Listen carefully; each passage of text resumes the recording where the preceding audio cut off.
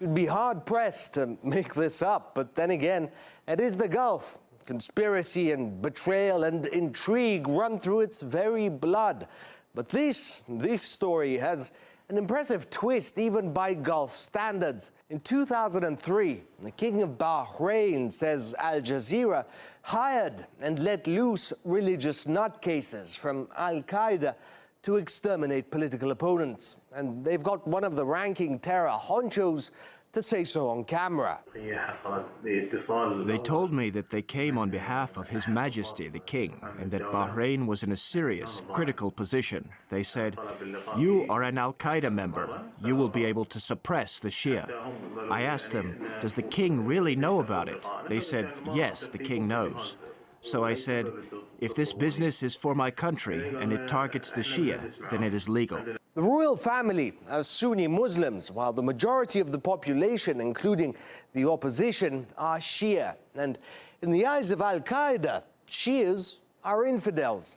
How convenient. At one point, the documentary alleges, the king himself intervened to get his own alleged Al-Qaeda hitman, Mohammed Saleh, out of a Saudi jail. I also heard that King Hamad had sent delegations to Saudi Arabia several times requesting my release and return to Bahrain. That time has finally come. Glory to Allah, I have returned to Bahrain, and His Majesty the King received me.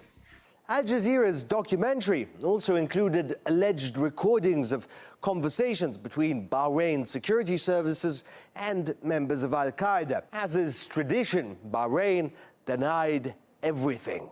The program, which was aired by Al Jazeera last night, is filled with blatant lies and inaccuracies, and is just a new episode of a series of conspiracies by a rogue state against the Kingdom of Bahrain and against the security and stability of the entire region.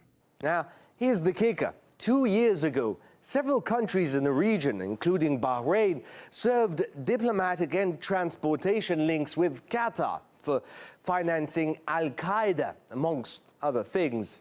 The core issue is the change of the conduct of foreign policy by the Qatari state, by a foreign policy that is inciting and subversive, by a foreign policy focused on being the main champion of extremism and terrorism in the region. As is tradition, Qatar also denied everything. If you go by what they're saying, the various Gulf kingdoms, no one gives a penny to terrorists, and you can wave around all your intelligence reports and leaked cables and correspondence all you want. We need to use our diplomatic and more traditional intelligence, us to bring pressure on the governments of Qatar and Saudi Arabia, which are providing clandestine financial and logistic support to ISIL and other radical Sunni groups in the region. Now that everyone's thrown mud at everyone and every Gulf American ally has accused every other Gulf American ally of being an Al-Qaeda supporter, let's not forget about Al Jazeera in all of this. Despite this presence, however, more needs to be done since Saudi Arabia remains a critical financial support base for Al-Qaeda. Leaked documents show that one of their foreign bureau chiefs was on a US terror watch list, flagged, yes, as a member of Al-Qaeda, a charge that both he and Al Jazeera denied, just like Qatar, tradition, and all that.